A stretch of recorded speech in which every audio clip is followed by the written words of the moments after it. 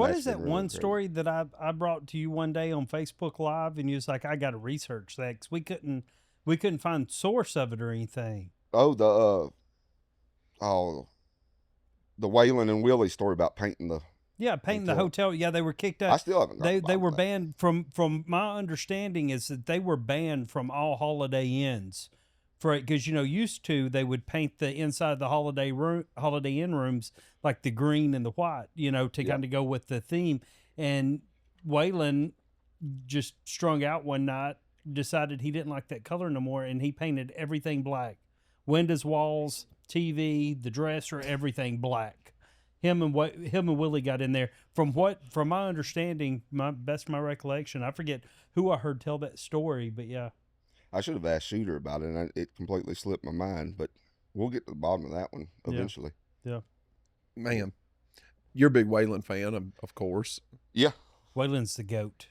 In my opinion, he is too. Waylon is the GOAT. And I got to see Shooter Jennings with the Waymore's Outlaws play at a little bar in Savannah, and I got to hang out with the Waymore's Outlaws afterwards.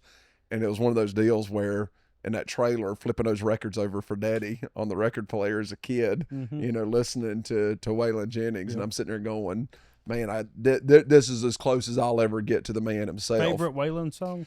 For me, it's got to be Rose in Paradise. Oh, Jim McBride wrote that one. He's a good friend. That was Waylon's last number one. Yeah. Yep, that's a good one. For me, oh, Lord, the whole Honky Tonk Heroes album is phenomenal. My favorite album of all time. It's up there anyway. That song, they said the guy that wrote the song, Honky Tonk Heroes, right, when Waylon started playing it in the studio, that guy stopped him. He's like, you're ruining the song. You're right, because he brought in it was really crazy of how he did that song, and if you go listen to it, like, it's phenomenal. But he introduces one instrument at a time until everything comes in, and like it's a really cool buildup. And when he started doing that in the studio, the guy that wrote it, I forget who it was that wrote it, was like, Billy Joe Shaver. Yeah, he is ruining this song. And then when everything came in, he was like, he's a genius. Why didn't I think of that? Yeah, that's why I love that album. That whole album is Billy Joe Shaver. Is it really? Yeah, because Billy Joe showed up at the studio, wanted Waylon to listen to some of his songs. How many people was going to Waylon Jennings in those days asking him to listen to his songs? Waylon's like, no, leave. We're trying to record in here.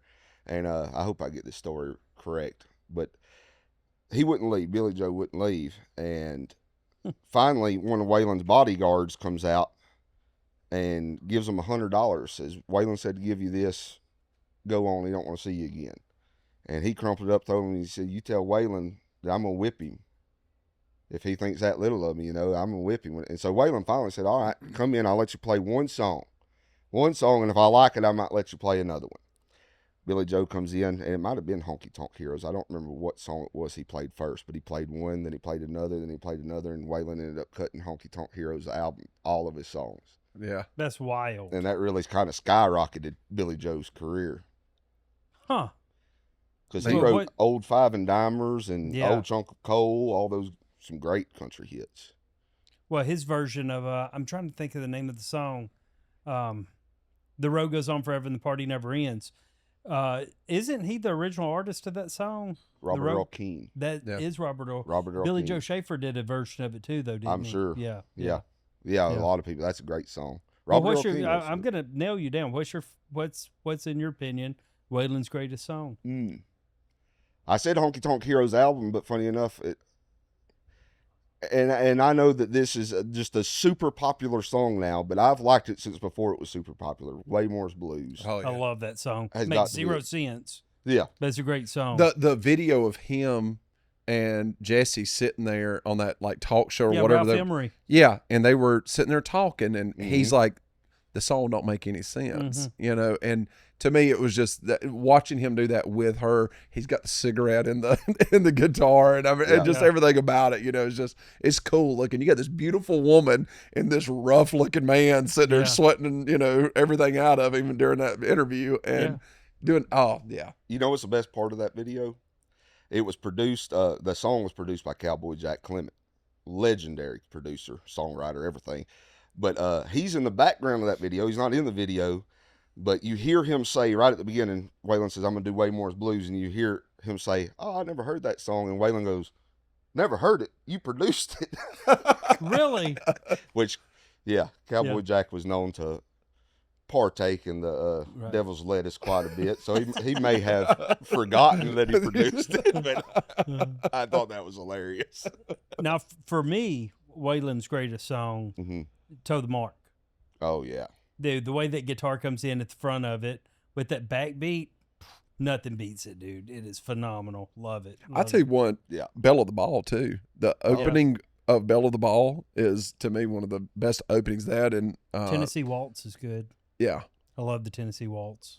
Have you heard Jake Owen's new album? Mm-mm. Shooter produced it. It's a honky tonk album, and he's got some Waylon covers on there. Really? Oh man, he got up and played one the other night. Shooter did a album release party here in Nashville Thursday for the new Waylon stuff, and I went to it, and Jake got up there and sang that. And, oh, it's killer. I think it's going to be the best stuff that Jake puts out to date. I don't know if it'll get any airplay, but you know how But that is. Yeah. But yeah, who a cares? little bit more traditional Dude, than some of the stuff that Shooter did back around the same time that I went into the military. I ran a hole in that CD, man. Like so- put the O in back in country. Yeah, Yeah. that whole Sweet Savannah. Oh yeah. Oh man, like that entire CD. I still to this day I throw it in and sing every dang song.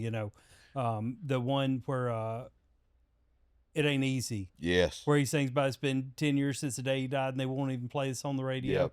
Yeah, phenomenal. Outlaw You. When people Yeah. sit there talking about like today's country music and everything else and stuff, and I go, "Why don't you just listen to Outlaw You real quick?" And I was like, "It's essentially Shooter telling."